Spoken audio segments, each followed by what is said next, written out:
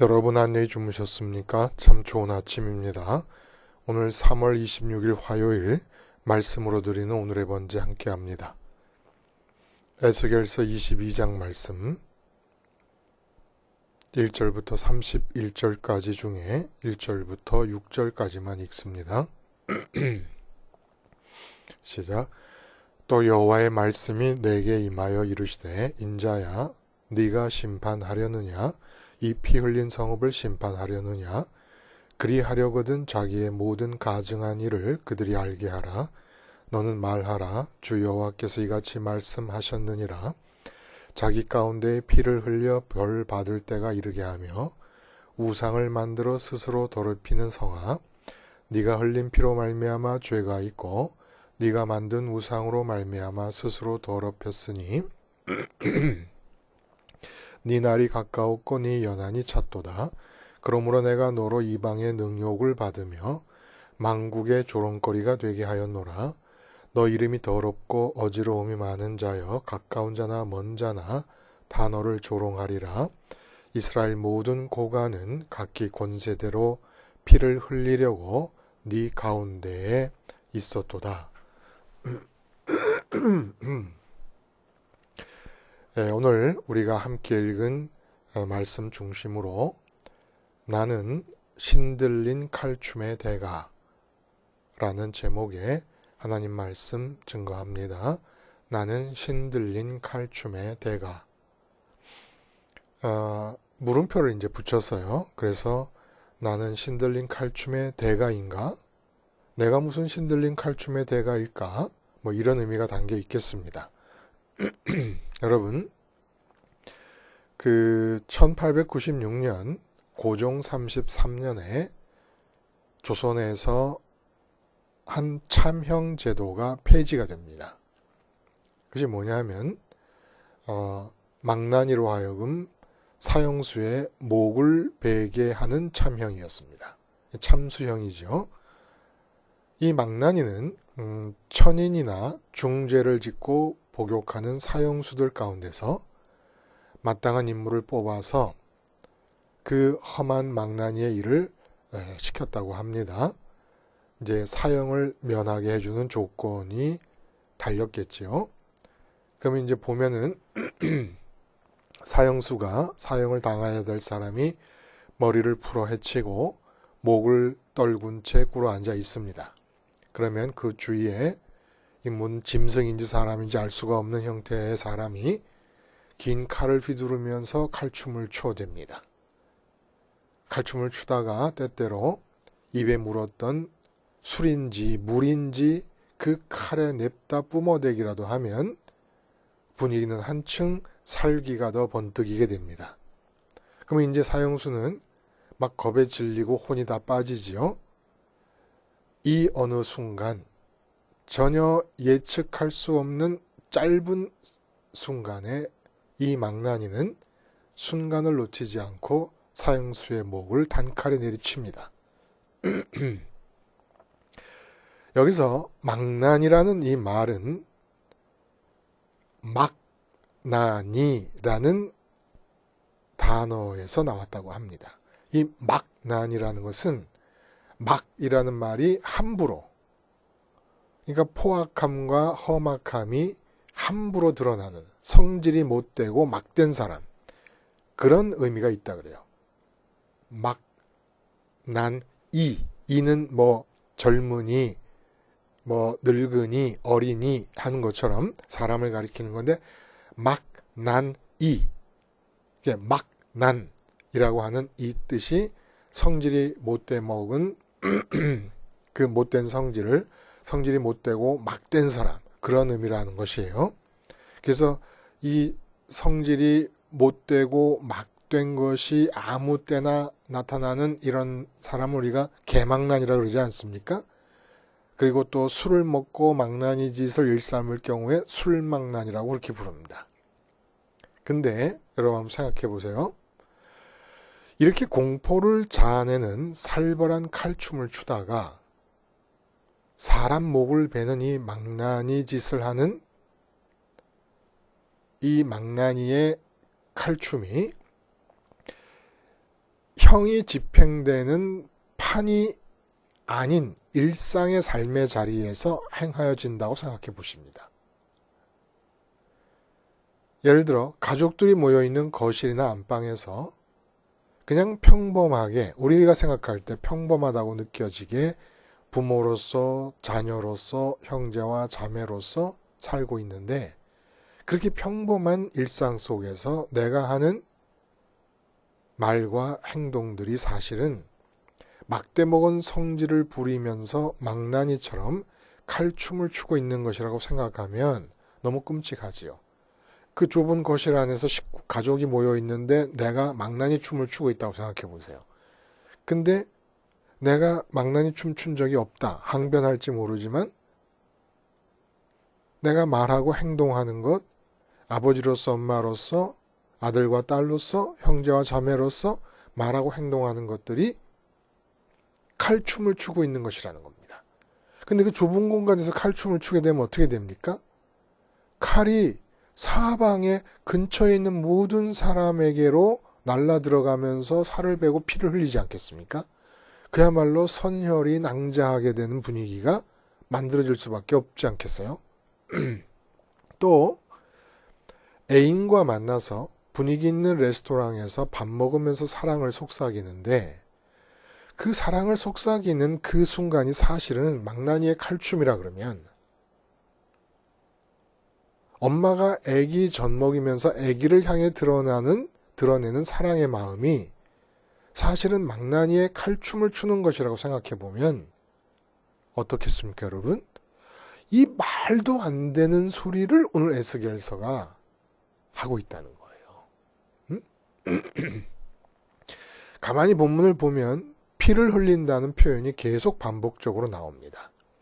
근데 피 흘림이라는 것이 무엇인가를 본문을 잘 들여다보니까 이 단어가 사람의 육체를 칼로 베어서 죽였다는 의미만을 포함하는 게 아니더라는 거예요. 그 내용을 보면 6절까지 읽었습니다만 6절 아래와 우리가 읽은 1절부터 6절까지 부분을 보면 우상 숭배로부터 시작해가지고 아주 정확하게 문자적으로 되풀이하진 않지만 제2계명부터 제10계명까지 9개의 계명에 해당되는 부분들의 범죄를 다 피 흘림으로 얘기를 하고 있다는 겁니다. 그 왜 그럴까요? 그러니까 피 흘림이라는 것은 선민이 몸을 움직여서 행위로서 짓는 모든 범죄가 바로 피를 흘리는 것이라고 하는 얘기입니다. 그러니까 하나님이 보실 때는 내가 10계명 중에서 두 번째 계명부터 10번째 계명까지 9개의 계명 중에 어느 하나를 범하고 있다 그러면 그것이 내가 관계하고 있고 마주대하고 있는 사람에 대해서 칼부림을 하는 것이다 이런 얘기입니다. 하나님이 볼 때는 우리의 행위로 짓는 범죄가 칼부림이라는 거예요. 칼춤을 추는 것, 망나니의 칼춤이라는 겁니다. 왜 망나니라는 자가 붙습니까? 그 칼춤에 의해서 생명이 끊어지는 일이 생긴다는 거예요. 피를 흘린다는 건 피가 생명을 상징하는 거 아닙니까? 성경에서. 근데 피를 흘린다는 건 생명을 끊어낸다는 겁니다. 근데 내가 바로 그런 칼춤의 대가라는 거예요. 오늘 본문이 말씀해. 그 내가라는 말은 지금 오늘 본문에서 선민을 향해 하시는 말씀인데 내가 선민 아닙니까? 근데 하나님께서 오늘 본문에 에스겔을 통해 말씀해 주시는 이 내용에 해당되는 피 흘림의 사건, 칼부림을 통해서 칼춤을 추면서 피 흘리는 이 일이 바로 나의 일이라는 것을 에스겔은 지금 메시지로 전해주고 있는 거예요. 2500년 전에. 우리 앞장에서 하나님께서 예루살렘, 성소가 있는 예루살렘이라는 강조를 하시면서 그 예루살렘과 선민들을 심판하시는데 아주 별나다 할 정도로 칼로 심판하신다는 얘기를 계속해서 하십니다. 한 장에 무려 칼이라는 얘기가 20번이 넘게 나옵니다. 그 왜 그랬다고요? 선민이 자기 자신에 대해서, 자기 자신의 마음에 대해서 칼을 쓰지 않을 때 자기 자신을 상번제 어린 양이 칼에 의해 죽임당하고 칼에 의해 그 어린 양의 몸이 부분 부분으로 나뉘어져서 각이 떠져가지고 번제단 위에 올려서 번제로 드려지듯이 내 마음이 어린 양처럼 쪼개지도록 내 마음에 칼을 대지 않았기 때문에, 내 마음에 대해 칼부림을 하지 않았기 때문에 하나님의 심판이 칼로 임한다는 것을 강조한 것입니다. 하나님의 심판이 칼로 임한다는 것을 강조하신 이유가 선민이 자기 마음에 대해서 칼을 쓰지 않았다는 거예요. 그러면 선민이 자기 마음에 대해서 칼을 쓰지 않으면 그냥 그 칼을 쓰지 않은 채로 끝나는 것인가? 그게 아니라는 거예요. 오늘 본문이 해주는 얘기는. 마치 칼부림 총량불변의 법칙이라도 있듯이, 질량불변의 법칙 있지 않습니까? 그것을 우리 지금 서울시장님 하고 계시는 그분이 계시던 사랑의 공장 맞습니까? 그런 것을 이제 이끌어 가시면서 그 서울시장님께서 하신 말씀이 질할 총량의 법칙이라는 말씀, 질할 총량 불변의 법칙을 얘기했어요. 그러니까 사람은 한 번씩 과도한 이탈 행위를 하게 되는데, 그게 청소년 시절에 나타나는 사람이 있고, 청소년 시절은 잘 넘겼으면 장년 시절에 나타나거나 노년 시절에 나타나든지 하여간 그런 일탈 총량 불변의 법칙이 적용되더라. 이런 얘기를 하신 것과 마찬가지로 칼부림 질량, 칼부림 총량 불변의 법칙이 있는 것과 있기라도 하듯이, 그렇게 내 마음을 향하여 칼부림을 하지 않으면 그 칼부림이 나의 외부를 향하게 돼 있다는 겁니다. 그래서 마치 이 칼부림이 내가 칼춤을 추는 것처럼 내 말과 내 행동, 언제 어디서든지 이 모든 것들이, 말과 행동 모든 것이 다 바로 이런 칼춤이 된다는 거예요. 칼춤이 된다는 얘기를 하는 것은 반드시 피를 흘리게 되는 결과를 자아낸다는 겁니다. 어디서 무슨 말을 하든, 어디서 무슨 행동을 하든. 그래서 오늘 본문의 취지를 좀 확대해서 이해를 하면은,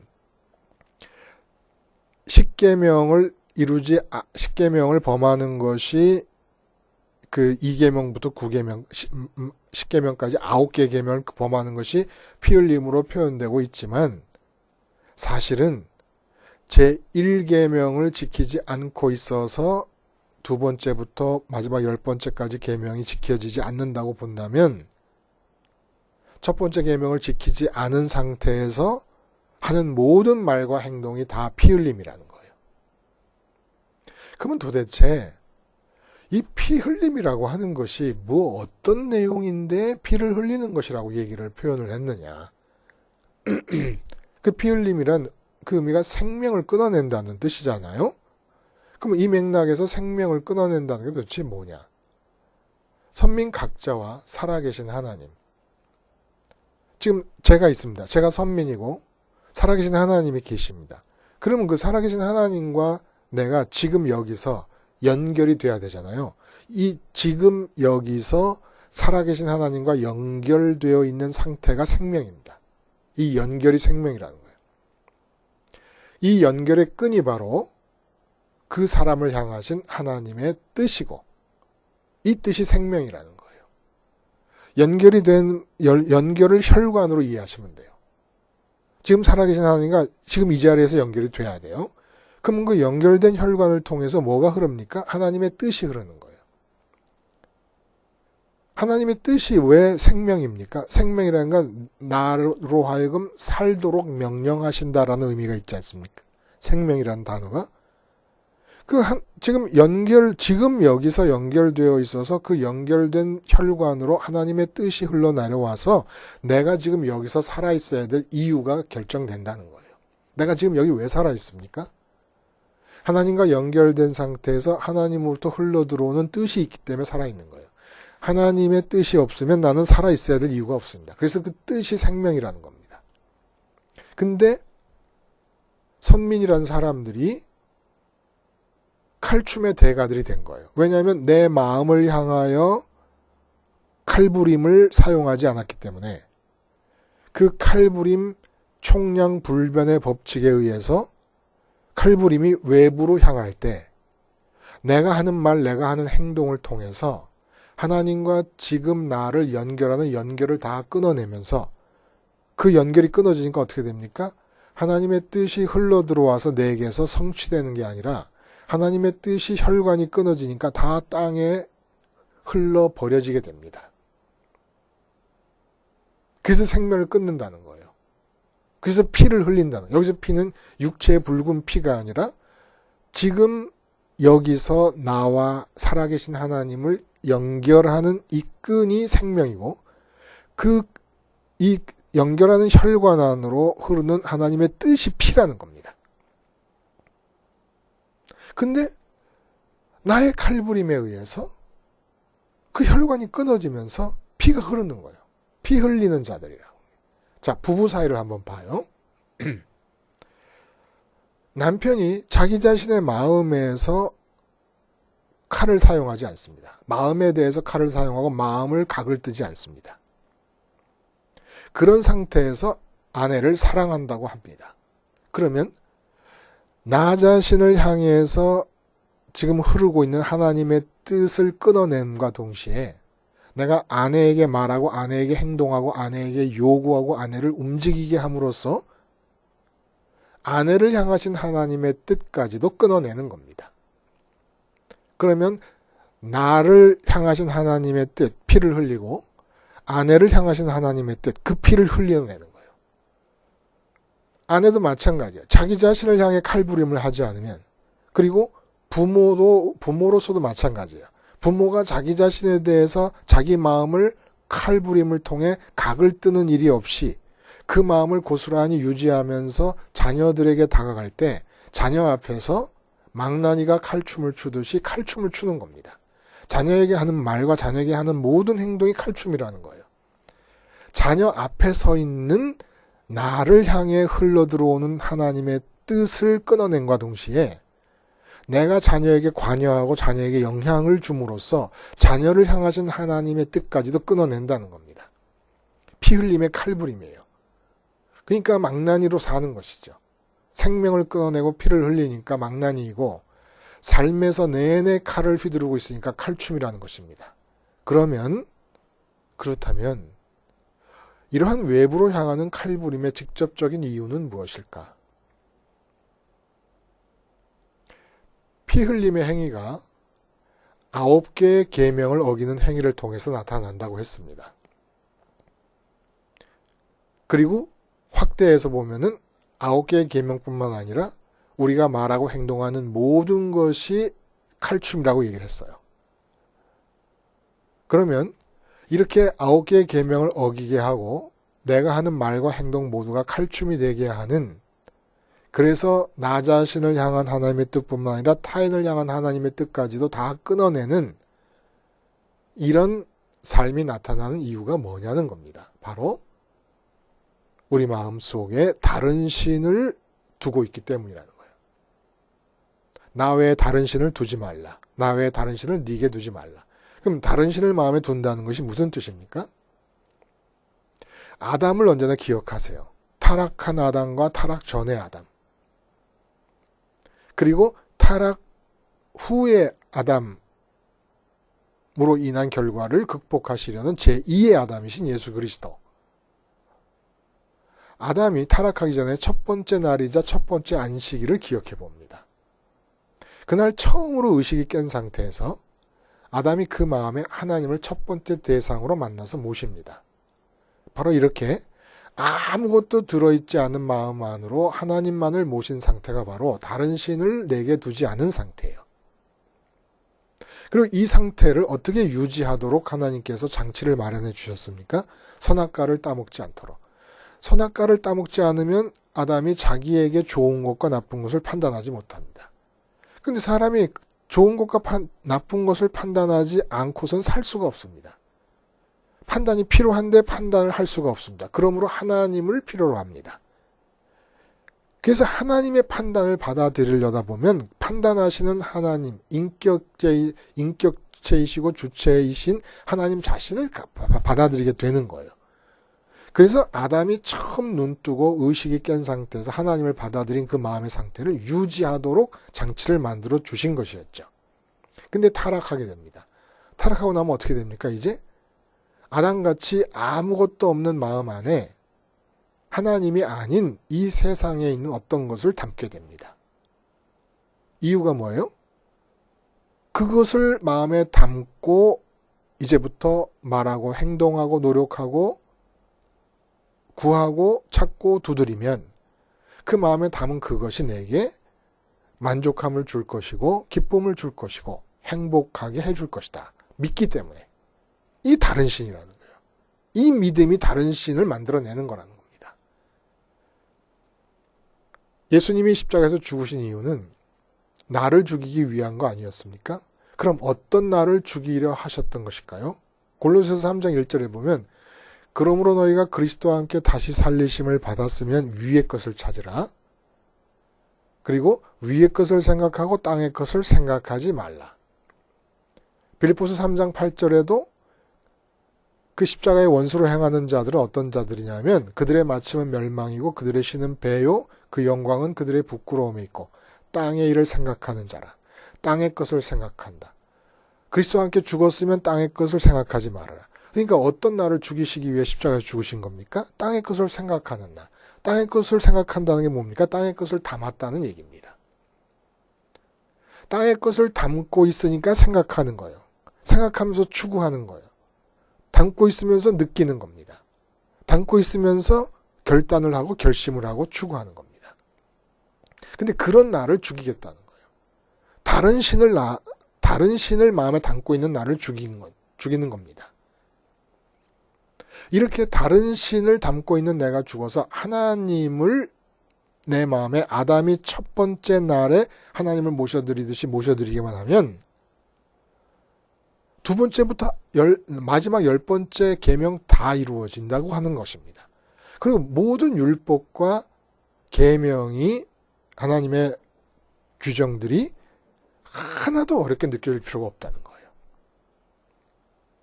근데 만약에 하나님 이외에 이 세상에 있는 것을 마음에 담고 있는데 그 상태를 그대로 놔두고 삶을 시작하고 살아갑니다. 이제부터 나의 삶은 칼춤이 된다는 거예요.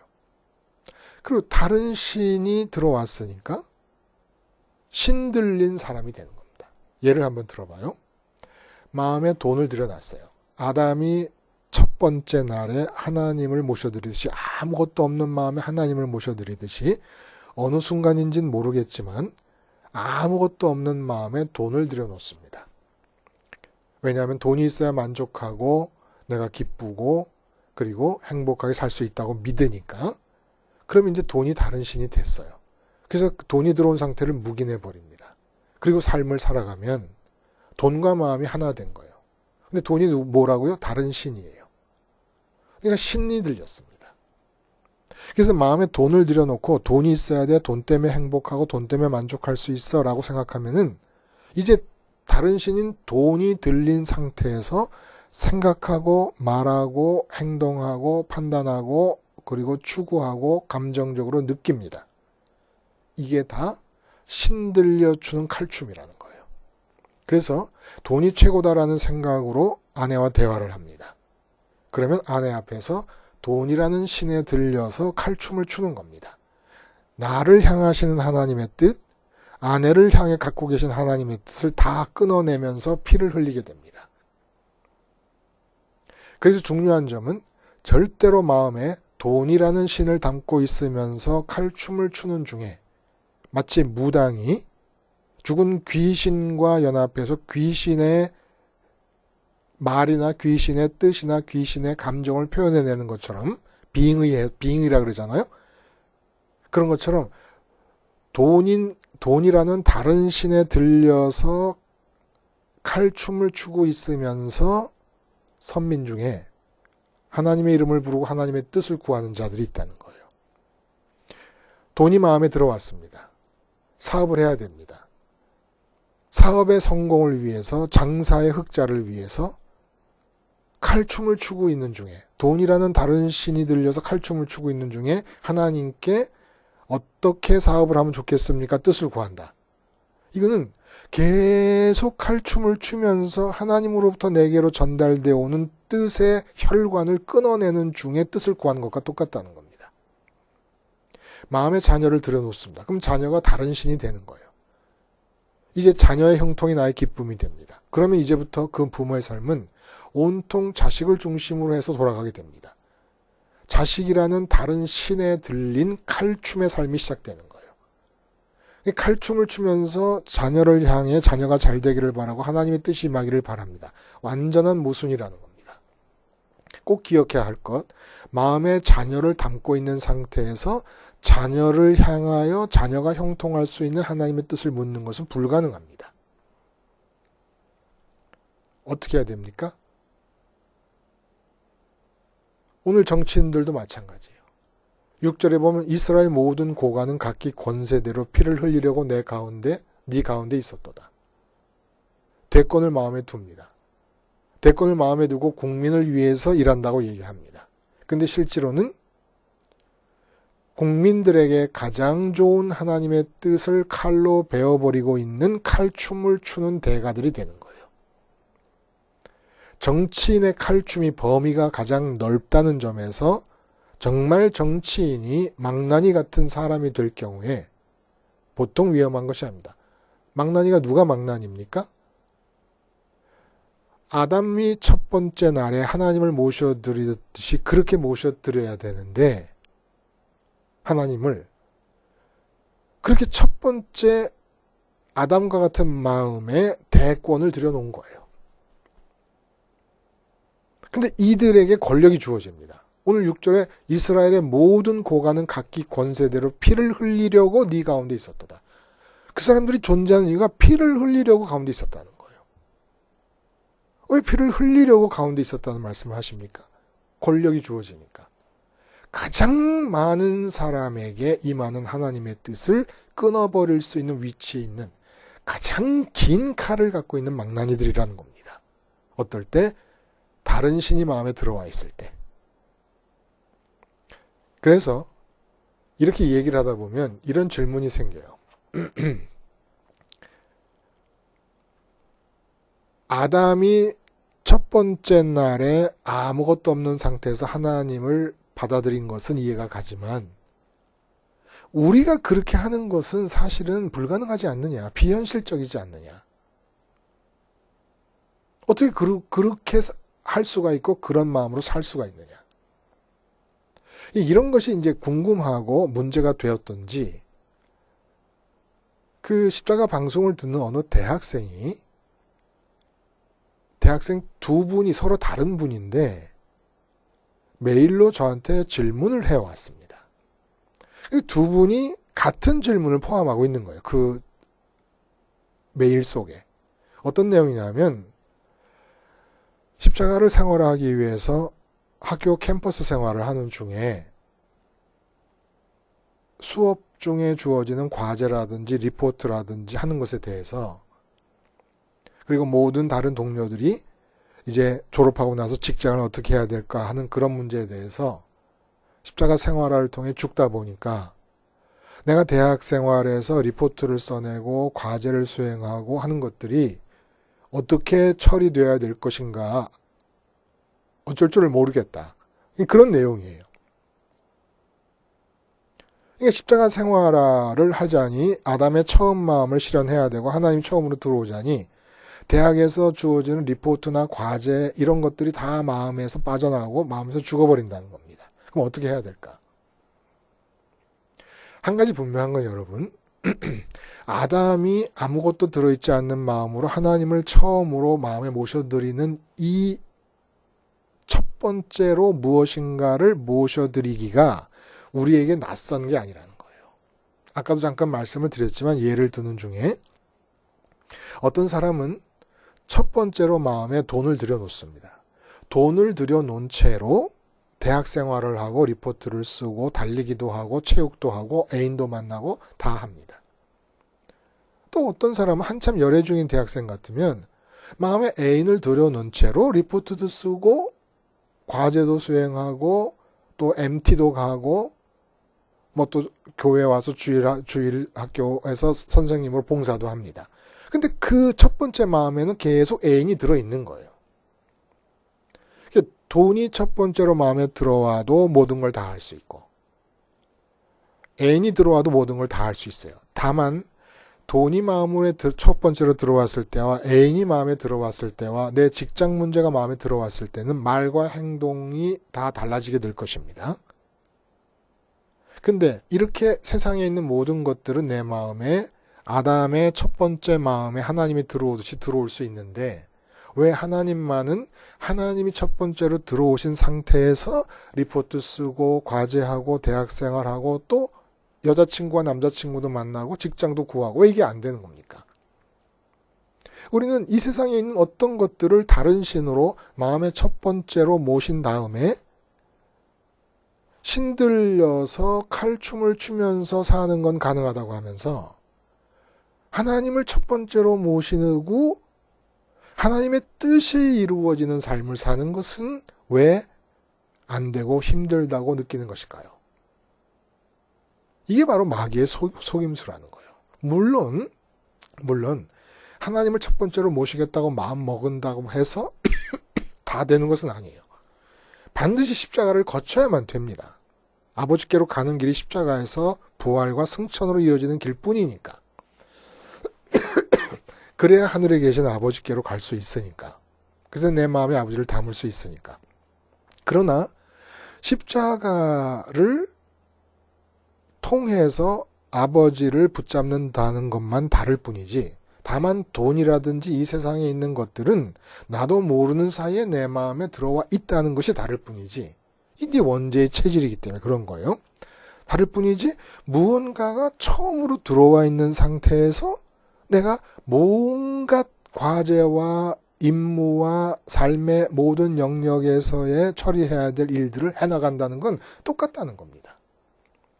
다만 하나님이 먼저 들어오신 상태에서 하게 되면 모든 것이 하나님이 정하신 뜻이 땅에서 이루어지는 하나님의 나라, 천국의 그림자로서의 이 땅의 삶이 이루어지는 반면에 하나님 대신에 다른 신이 들어와서 살면 칼춤을 추는 다른 신들린 칼춤을 추는 망나니의 삶을 살게 된다는 겁니다. 말만 하면 끊어내는 거예요. 나를 향한 하나님의 뜻도 끊어내고 내 말을 듣고 있는 사람을 향한 하나님의 뜻도 끊어내고 행동 하나를 해도 그것이 칼인 거예요. 피를 흘리는 칼인 겁니다. 그래서 오늘도 십자가를 생활화하면서 내 내부로 내 마음으로 칼부림을 집중시키는 겁니다. 그래서 하나님 말고 아담의 첫 번째 날에 하나님이 아담 마음으로 들어갔듯이 그렇게 하나님이 내 마음에 첫 번째로 들어오지 않은 상태에서 내 마음에 들어와 있는 이 세상 것들이 자리 잡고 있는 그 상태를 어린 양이 각이 떠지면서 죽듯이 예수님이 채찍에 맞아 살갗이 다 찢어지며 돌아가셨듯이 그 모양을 바라보고 십자가를 바라보면서 계속 나에게 칼을 쳐대는 겁니다. 내 마음에. 이거 하나가 우리의 평생의 과제인 거예요. 이거 하나를 하면서 내 마음에 다른 신이 들어온 상태를 계속 칼로 치지 않으면 그 상태를 인정해버리고 땅의 것을 생각하는 상태를 묵인해버리면 그 다음부터 나오는 말과 행동은 다 망나니의 칼춤, 다른 신들린 칼춤으로 망나니의 삶이 되는 거예요. 그래서 십자가의 예수님의 죽음을 칼로 삼아서 검으로 삼아서 내 마음에 다른 신이 들어와 있는 나를 계속해서 죽이는 겁니다. 생각을 발전시키지 않는 거예요. 땅의 것을 생각하지 말라 그랬으니까. 그래서 어디까지 하냐? 그렇게 해서 기도를 통해 마음에 하나님으로 인한 평강을 추구하세요. 구하고 찾고 두드리라. 그러면 좋은 것으로 주시라. 좋은 것이 뭐예요?